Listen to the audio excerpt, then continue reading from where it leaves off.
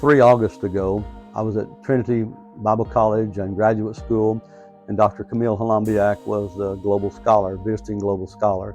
In the final chapel, he was praying for everyone, and he came to me and prayed for me. And there was 3 things he said to me. He laid his hand on my chest. He said, "Open your eyes and look at me," and I did. And one of the things he said was, God said that you're going to live and not die.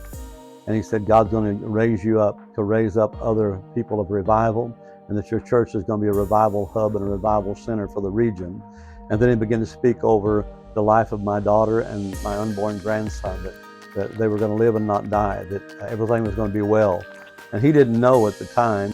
I went home, and 1 week later, my daughter was rushed into emergency surgery. The doctors and the specialists told her that she had a brain aneurysm, and they were going to take the baby out to save the baby's life and to save her life. That as soon as they stowed her up from the birth of the child, from the cesarean section, she would be rushed immediately to brain surgery to try to stop the aneurysm before it blew and took her life.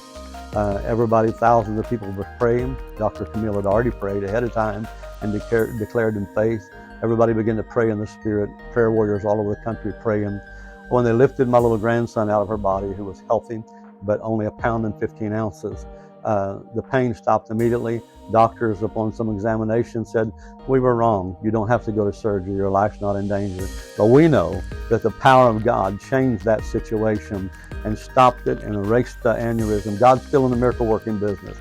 My grandson was born and spent 65 days in the neonatal intensive care unit, and my daughter didn't miss a day being there with him, praying over him. Others of us got to go in and lay hands and pray, the immediate family.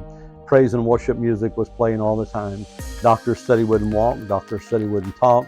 Said he'd be crippled all of his life. If you could be here and watch him run around, and his little arm shoots straight up anytime a praise and worship music comes on, and he looks at you like, "Aren't you going to praise my God?"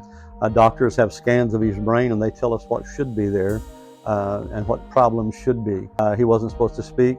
He's speaking. He's a little bit behind his age group, but he's rattling off things today, learning new words every day. They said he would be in a walker, made a special walker for him. He spent about a week in that walker. He runs everywhere. One by one, the doctors have these charts, but he's blowing through them, showing what God can do. And we know that all these medical charts someday will be a part of his testimony as he stands in a pulpit and declares the glory of God and fulfills the destiny that God had for him before he was born, before he was formed in his mother's womb. God has the same plans for you, my friend.